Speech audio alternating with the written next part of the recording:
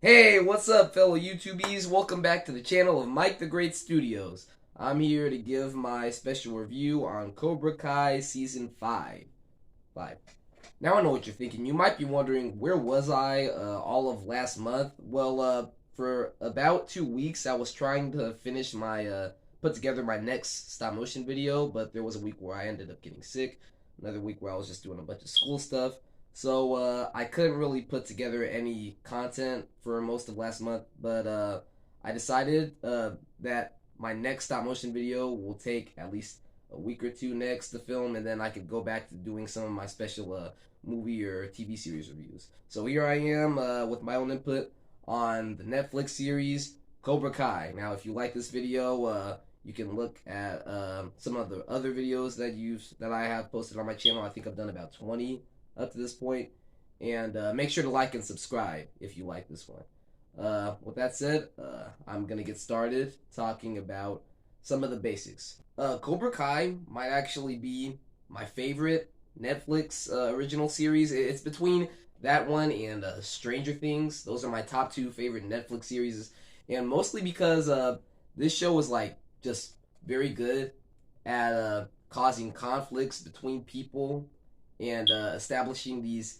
different situations throughout the show that create tension between characters in these little instances, causing misunderstanding and making me want to at least want to watch through the rest of it, knowing like thinking, oh, how is this gonna play out? Oh, where is this stuff gonna go? How are they gonna fix this? On top of that, obviously I wasn't born in the 70s or 80s, so I didn't grow up with the original Karate Kid movies. But I mean, I remember seeing the 2010 remake with Jaden Smith a couple years, like about 10 years ago. But still, this was I had enjoyment out of them, and this entire show has kind of made the original trilogy better with all these conflicts and stuff being established, and like making characters from the original trilogy more compelling and even better. For starters, I just want to say that to me, Terry Silver is probably the best villain out of the entire show. He's probably even a better villain than Kreese, mostly because they made this guy like an actual physical threat and a criminal mastermind that we want to be stopped. And with Kreese, they were kind of doing some. It was kind of a mix of like whether he's established in the good or bad situation. Like he believes that sometimes what he's doing to these people is like for the good of society. But with Silver, they actually established that this guy is a bad dude. Like he is actually a super villain, like an actual criminal mastermind, and we want him to be stopped. Like we know that he is the villain of the entire show. And well, I mean not of the entire show, but it's interesting because when I watched Karate Kid 3 a couple of years ago, I only saw him as just this like uh crazy psychotic freak with I mean he was a bit of a manipulator in that movie, but he was just like a bit of this ridiculous kind of element, like with the over the top acting scenes with him in the shower on the phone yelling and all that stuff. I didn't really see him as much in the well, I mean in that much upfront villain scenario, and so he was one of the elements that made Karate Kid Part 3 just this weird kind of movie. In this season, like they actually gave layers to his character, like revealed him even more as this monster that we want to be defeated, and that's one of the key parts that I really loved about the series, and how he was able to influence like a lot of the darkness out of Daniel, like bringing Daniel into this very dark stage, and even how he's like holding Stingray hostage against his plan. Like this guy, you know that he is the enemy and that he needs to be stopped. And that's what I really enjoyed out of the series. Like I think he was just a great villain. But what I also really loved about this season was that it kind of did a bit of a flip around with the lifestyle between the two main characters, because this is where we see Daniel in this very dark spot of his life, and Johnny is kind of moving up to that high point of his life where because going back, if you know how their lives were back in season 1, now Daniel is kind of losing all of his hope against this karate dojo, like defeating Silver and all that. He is just like beaten like so badly, traumatized by everything that's happening. He loses his wife. Well, his wife leaves him. His family's leaving him, and with Johnny, they were kind of like giving him a lot more like putting him in this happy stage of life. Like yeah, they're giving him. We get the big reveal that he's having a baby.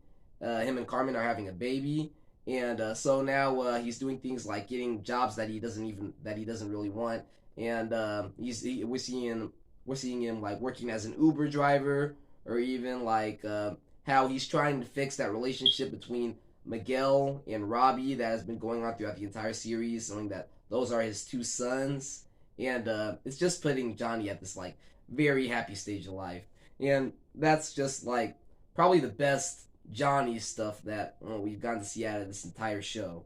And this one kind of elevated the relationship between Johnny and Miguel, where, of course, at the beginning of the season, where Miguel is trying to find his father, knowing like where the last season 4 ended, the complication of like Johnny even being his father figure, and then we're at the end of I think it's like the 3rd episode ish, where Miguel comes to the conclusion that his father was a pretty bad guy, and now he comes to the conclusion that Johnny is his father. Like, no, I mean he's not his like biological father like Robbie, but no, Johnny is is the father that he was looking for, that he just always needed, and they impacted that very well because that's the relationship that they've been going at like throughout that's been building up throughout the entire show. Like, I just really loved what they did coming into Johnny and Miguel's father and son relationship. So what they did with Johnny's stuff, like I really loved all the stuff that they were able to give to Johnny. Daniel, not so much. He doesn't grow too much throughout the season. Still in that in that title that Cobra Kai, oh, is bad. I gotta tear down this dojo, and like he's not he's still attached to the same little mission that he's got going on. But still, I like seeing Chosen in the more front and center, like, well, not front and center, but as the spice throughout the series, like Daniel's extra hand. Like in Karate Kid Part 2, I did not like Chosen. I did not like, I mean, we were supposed to dislike him, but I mean, he was just such a jerk, so evil in that going into the end of Karate Kid Part 2, where he has that little fight encounter with Daniel. But throughout the season, like, really loved like the new elements that they showed us. He's like he kind of stood out as like this little like spice, little extra hand of sugar that made episodes a lot more interesting. I liked his he had a nice little sense of humor in some sort of episodes. Going into that plot line in Karate Kid Part 2, like if I saw that same guy, I would not be rooting for him like to defeat Silver. I would not be rooting for that same guy to win just because he was such a jerk in Karate Kid Part 2. Here, I really enjoyed him. Like the same with Mike Barnes, even though they didn't do as much with him. It was nice to see the bully from Karate Kid Part 3 again. But I mean, Chosen, I really enjoyed throughout the series. Talking about the teenagers, how much they are. I mean, I already talked about Robbie and Miguel. It was nice seeing these two guys that have been at odds for the entire show have had literally no friendship. These guys finally getting to know each other, finally coming into good terms. I just really loved all that. Yeah, seeing that they finally have a relationship with each other. That Johnny was able to put that together. And then just like having a reasonable talk about everything that happened at the end of season 2, where Robbie kicked him off the balcony, and knowing that it was the worst point at both of their lives. Miguel in the hospital, Robbie in prison. And the Sam stuff, not much there.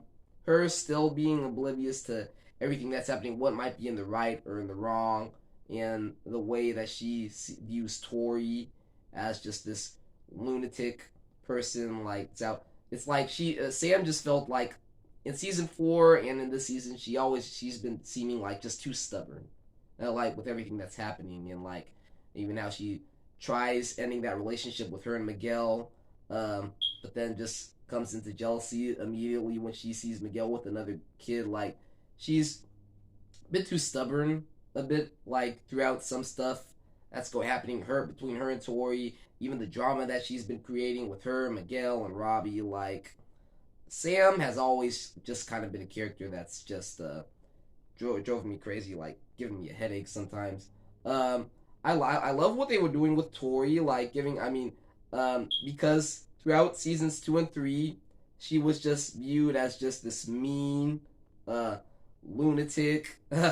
But this season has these last 2 seasons have allowed us to kind of soften down on her a little bit, and now we're seeing something that hasn't occurred throughout the entire show, where she's finally working with Miyagi Do and Eagle Fang. They partner up in the last 2 episodes and trying to ultimately defeat Silver. And I mean, I've been watching Peyton List on the air of TV for over 10 years now, so I've always kind of had that soft side toward Peyton List a little bit. But everything they've been doing with Tori these last few, giving everything from her perspective, like I've loved all that. Kenny, I felt like it was a bit underdeveloped. He still stayed in that same spot of like, I mean, I wasn't I didn't have too much of a problem with everything that they were doing between him and Anthony. I mean, Anthony was just like so cruel to him in season 4, like him being this absolute bully, treating Kenny like in these instances that he definitely didn't deserve, and now Kenny is giving him the ultimate payback in a bunch of these different scenarios.